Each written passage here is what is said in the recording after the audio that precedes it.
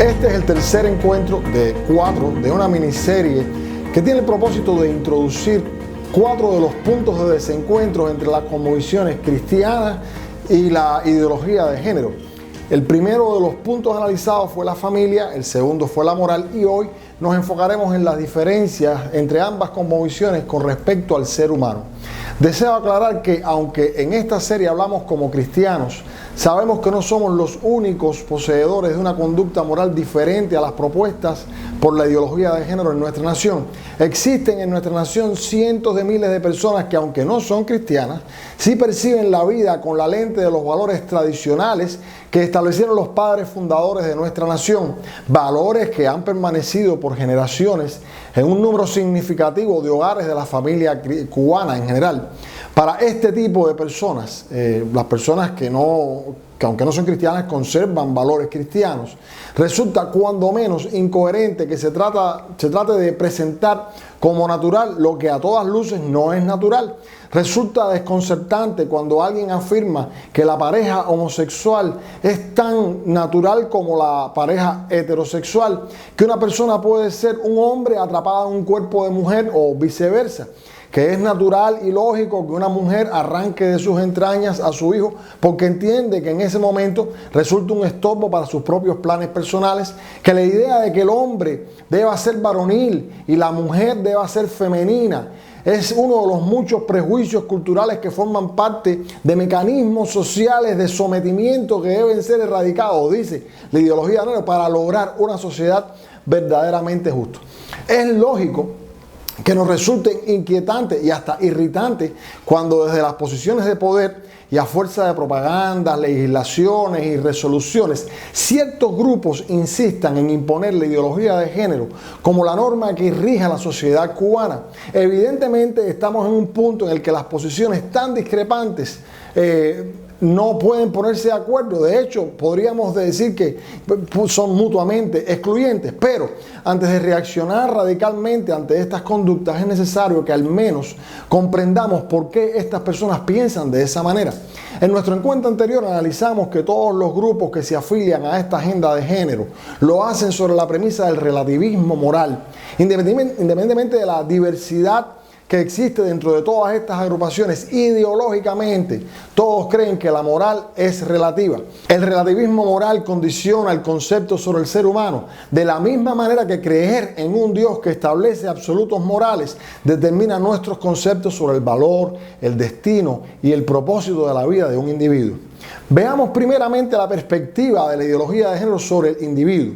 La razón por la que los conceptos de la ideología de género con respecto al individuo resultan incoherentes para las personas que no comulgan con el relativismo moral es porque simple y llanamente son conceptos incoherentes. El punto es este: para llegar al relativismo moral se debe partir del ateísmo, pero resulta que si Dios no existe, no hay manera de determinar un propósito final para la vida y objetivamente la vida del individuo no tiene sentido.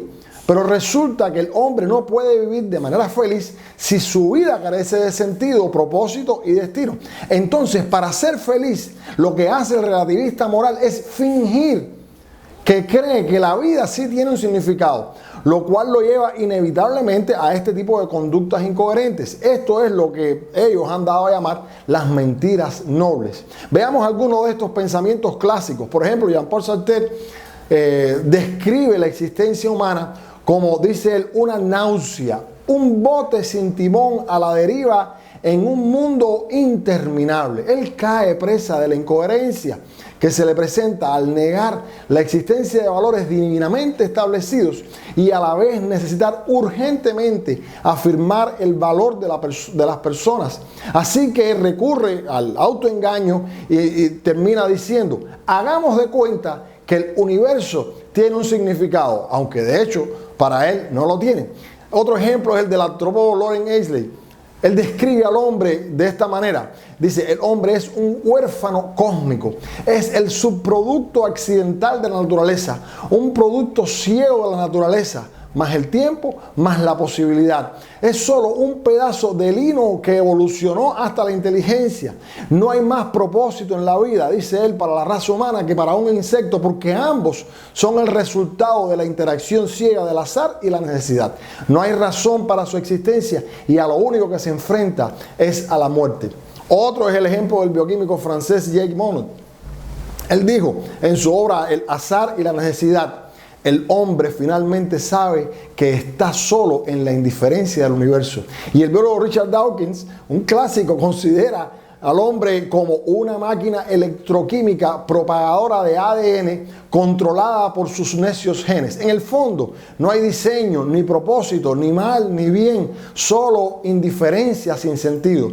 Así que si Dios no existe, entonces eres solo un aborto espontáneo de la naturaleza, empujado a un universo sin propósito para vivir una vida sin propósito. Así que clasifica a él la compasión, por ejemplo, y la generosidad, que para nosotros son virtudes, son valores absolutos. No, para él son errores darwinianos, simples emociones nobles.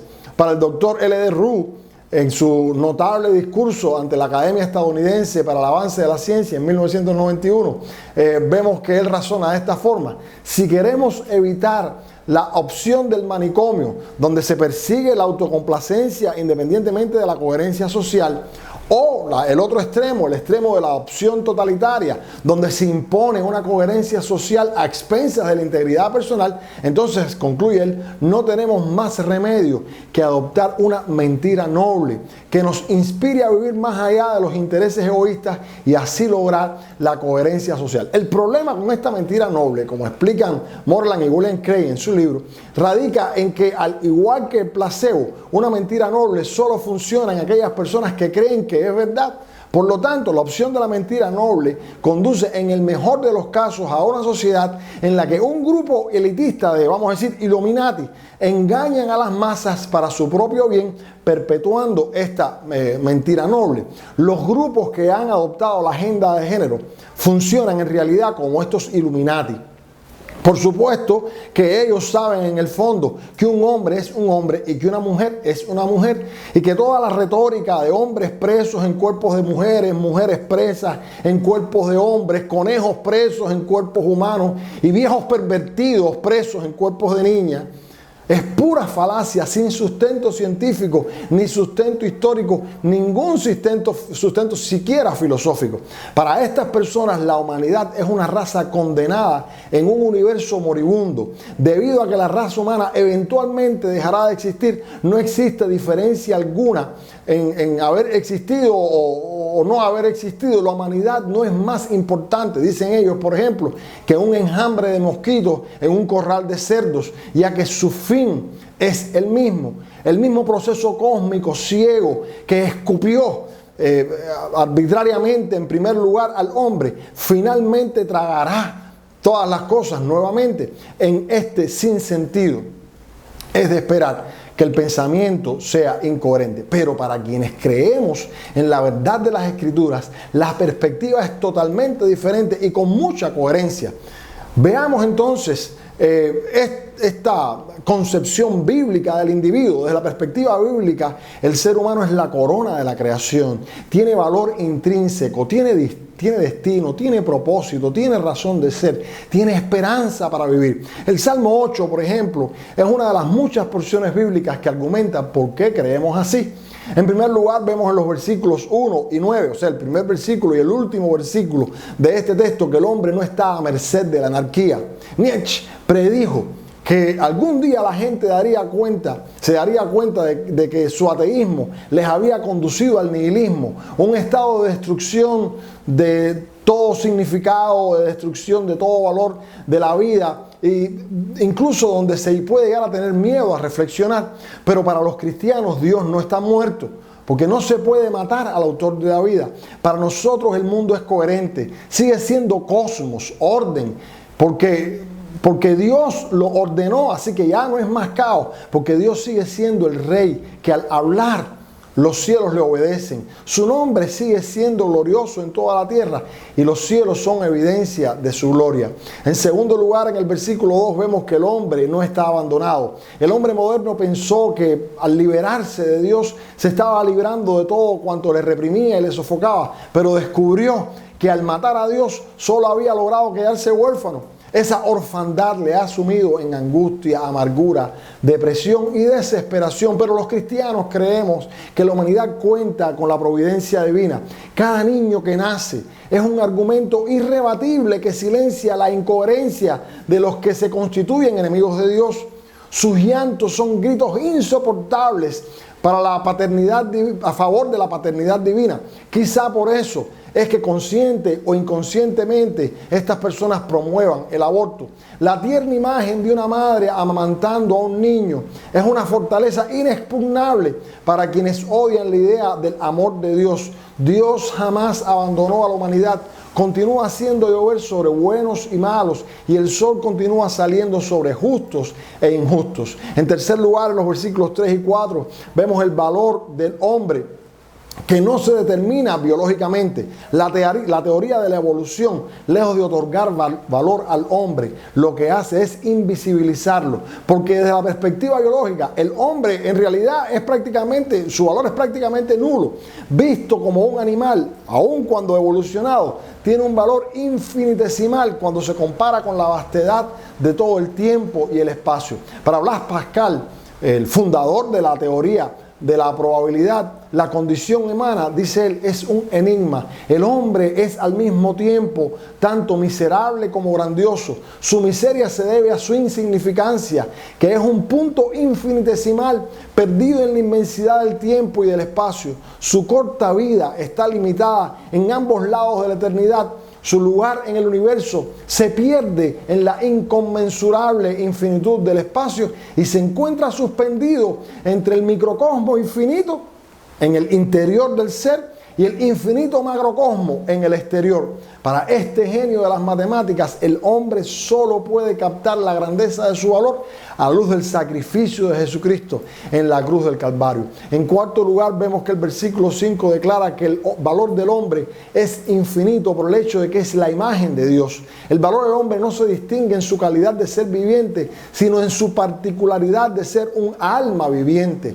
Es el único ser viviente sobre la faz de la tierra en el que Dios sopló aliento de vida y con ello le dio la capacidad de saber que aunque es polvo, también es luz, es la arcilla coronada de gloria y de honra. En quinto lugar, el hombre tiene propósitos eternos, así lo vemos en los versículos 6 al 8. La única manera de poseer todo sin ser poseído por todo es creyendo que todo lo hemos recibido de parte de Dios como parte de un plan mayor que nos supera a nosotros mismos. Si aceptamos esta verdad en humildad, disfrutamos responsablemente la realidad que nos ha tocado vivir, descubriendo cada día los propósitos para los cuales fuimos creados y experimentando entonces verdadera felicidad. Si no lo aceptamos, sino que nos rebelamos contra el Creador, entonces estamos destinados a una vida incoherente, presos de mentiras nobles inventados por ciertos grupos de poder. Me encantan las recomendaciones de Pablo a los Corintios y les recomiendo leer primero a los Corintios capítulo 3 versículos 18 al 23 y también el capítulo 2 versículo 10 de la carta a los Efesios. Concluyendo, ¿qué perspectiva puede optar o puede aportar para nuestra nación un programa cuya agenda concibe al hombre como el resultado de la casualidad, sin destino, sin valor intrínseco objetivo, ni absolutos morales, que para no sumirse en el caos inmediato tiene que echar mano de mentiras nobles que ni ellos mismos creen y que solo llevan a un laberinto de incoherencias interminables? En cambio, la iglesia cristiana ofrece a nuestra nación una concepción digna del hombre, no aquella que él mismo se atribuye arbitrariamente, sino la que el Dios eterno le dio al hacerlo a su propia imagen. Creemos que para salir de este círculo vicioso que ha atrapado a nuestra nación en un remolino que termina descargándose en una fosa de estiércol, es indispensable que cada hombre, mujer, niño, anciano, anciana de nuestra nación entienda que Dios le ha hecho valioso, con capacidades únicas y con proyectos trascendentes. Que Dios le bendiga.